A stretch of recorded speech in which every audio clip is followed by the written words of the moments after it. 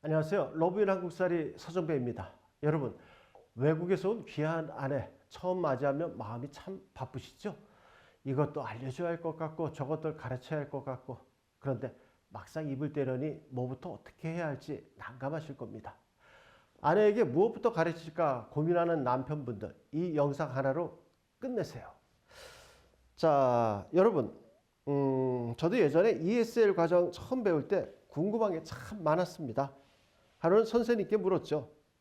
쌤, 전화를 끊는 걸 왜 하필 행압이라고 표현하나요? 그랬더니 그 미국인 쌤 하는 말이 한치의 망설이도 없이 그러더군요. I don't know. 또 한 번은 길을 가다가 도로명 뒤에 붙은 서수 TH 발음을 묵음처럼 하는 분이 생각나 이 발음은 어떻게 해야 합니까? 라고 미국인 지인에게 물었더니 이번엔 이러는 겁니다. 오래 살면 저절로 알게 됩니다. 그땐 참 무책임한 대답이다 싶어 서운하기도 했었거든요. 그런데 지금 3만 건 넘는 상담을 해보니 그게 정답이더라고요. 상대방이 모르는 문화를 억지로 어렵게 설명할 필요가 없어요. 난해한 건 살면서 자연스럽게 터득하게 되니까요. 우리 남편분들, 아내에게 한국 문화 가르칠 때 너무 조급해하지 마세요. 살다 보면 알게 된다는 그 여유가 아내를 더 편안하게 만듭니다. 초보 남편들을 위한 아내 적응 가이드 딱 정리해 드립니다. 첫 번째, 한글 공부 사랑의 라벨링. 많은 분이 가구마다 포스트잇에 이름을 적어 붙여두시죠. 그거 참 잘하는 겁니다. 자상한 배려예요. 그런데 여기에 포인트는 지속성입니다. 요즘은 다문화 가족 지원센터 커리큘럼 정말 잘 되어 있습니다. 뭐 거기 가면 못된 것 배운다 걱정하며 안 보내는 분들 계시죠? 그거 옛날 얘기입니다. 예전에 저도 그런 사실을 목격하고 교육시키고 했는데 요즘은 세상이 변했습니다. 20여 년 전 얘기죠. 이제는 서로 정보 공유하고 한국 사회에 빨리 적응하도록 돕는 든든한 커뮤니티입니다. 전문가에게 맡기세요. 그게 아내의 사회 적응 속도를 2배는 높여줍니다. 만약 아내가 센터 가는 걸 싫어한다면은 집에서 스마트폰 번역 앱이나 유튜브 한글 강의를 같이 보면서 놀이처럼 시작해 보세요. 두 번째, 아픈 날을 위해 준비하세요. 아내가 갑자기 아프면 남편분들 직장에서 일도 손에 안 잡히고 많이 힘드실 겁니다. 영어가 되는 아내라면 집 근처에 소통 가능한 병원을 미리 알아두세요. 영어가 서툴다면 평소 아픈 부위를 그림이나 간단한 단어로 적어 의사에게 전달하는 법을 가르치세요. 그러니까 남편의 메모라든가 의사 선생님과의 어떤 통화 이런 방법들이 있을 수 있습니다. 특히 주의할 것은 외국에서 온 아내들은 한국 약성분에 알레르기 반응이 있을 수 있습니다. 이건 보통 이제 좀 어렵게 산 가정의 경우 대부분 약을 많이 먹지 않은 분들이 의외로 많아요. 그리고 자신이 어떤 약에 알레르기가 있는지 모르는 분들이 있습니다. 그래서 약을 먹고 뭐 설사라든가 피부 발진 증상이 있게 되면은 의사 선생님께 말씀을 해서 약성분에 알레르기가 있는 것은 바꾸셔야 됩니다.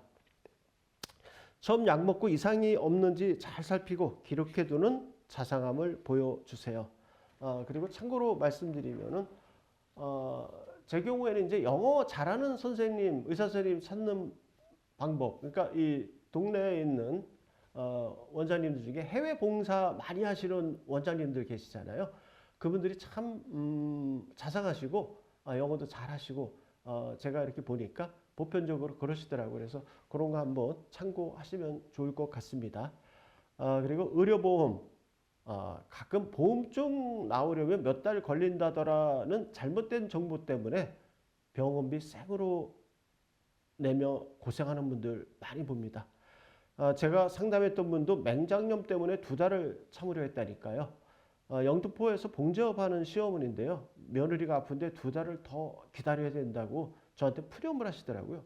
그래서 제가 무슨 소리냐 했더니 이제 외국인 비자가 바로 나오는 게 아니다라고 얘기를 하더라고요. 그래서 결혼하신 거 아닌가요? 했더니 이제 외국인과 그 다음에 결혼 해서 이제 한국에 오신 분 비자가 틀리다는 건 모르고 제가 볼 때 아드님이 외국인 비자를 물어보니 그런 이제 문제가 생긴 거죠. 그러니까 쉽게 말씀드리면 국제 결혼하신 분들은 신고만 하면 바로 나옵니다. 그런데 이제 외국인 일반 외국인으로 착각하게 말씀을 하시는 거예요. 그러니까 여러분들 말씀하실 때 집사람 한국 국제 결혼한 부인이다 이렇게 말씀하셔야지 외국인이다 이렇게 얘기를 하니까 일반 외국인이 이제 법이 바뀌어서 지금은 6개월 후에 의료보험이 나오거든요. 그래서 그런 단어 선정 그런 걸 잘 하셔야 합니다.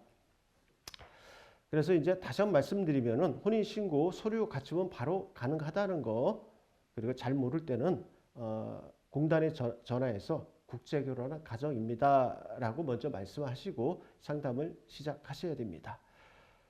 네 번째, 대중교통과 요리는 데이트처럼. 지하철 타는 법, 버스 환승법. 이거 말로 설명하면 어렵습니다. 지하철 타고 환승 몇 번 하면 너무나 쉬워요. 주말에 아내 손잡고 직접 노선도 보면서 환승역에서 내려보기도 하고 맛있는 것도 사 드십시오. 요리도 마찬가지입니다. 시어머니께 배우는 것도 좋지만 남편이 자신 있는 요리 한두 가지 아내와 함께 한번 만들어 보세요. 나중에 아내가 그때 그 요리 또 해줘 라고 하면 귀찮다 생각 말고 앞치마 딱 두르세요.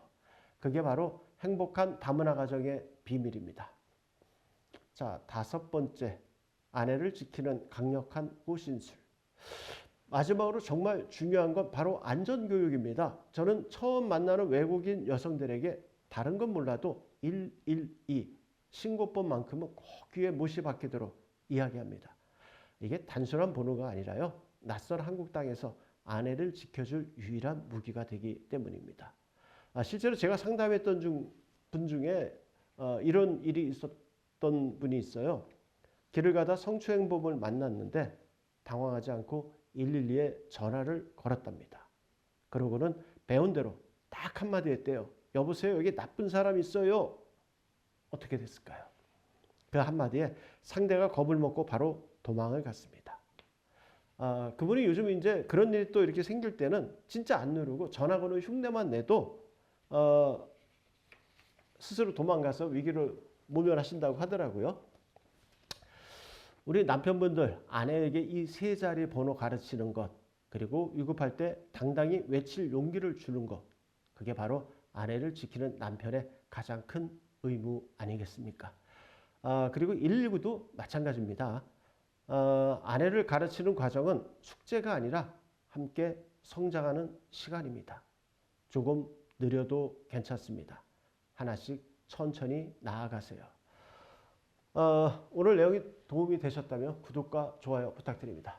여러분, 저는 다음 주에 뵙겠습니다. 감사합니다.